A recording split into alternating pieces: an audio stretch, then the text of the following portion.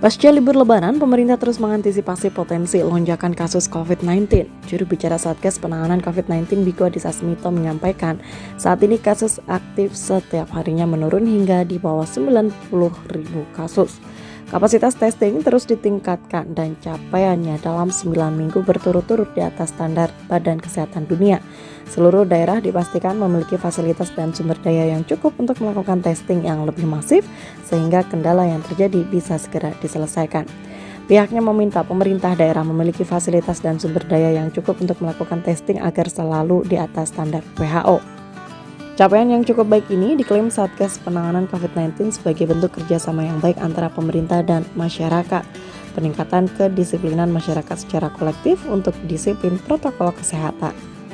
Jumlah orang yang diperiksa harian pada minggu ketiga Februari sempat menunjukkan penurunan drastis, yaitu hanya memenuhi 74,68% dari target WHO. Sebagai gambaran, target WHO untuk testing adalah 1:1000 populasi per minggu.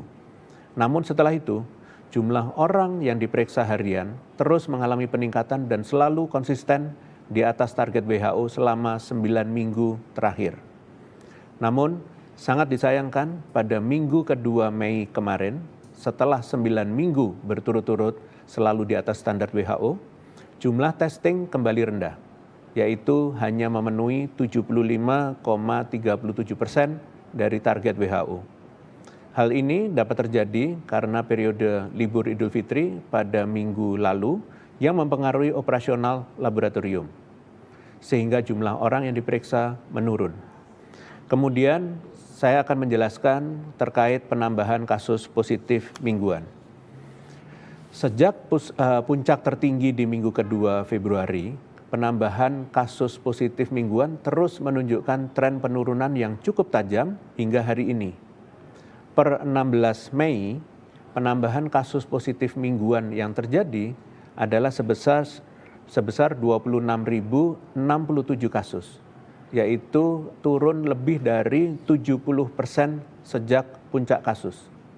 Jika dilihat secara berdampingan, maka penurunan kasus yang terjadi selama 13 minggu ini terjadi bukan karena testing yang rendah, karena pada kenyataannya testing konsisten berada di atas standar WHO selama 9 minggu berturut-turut.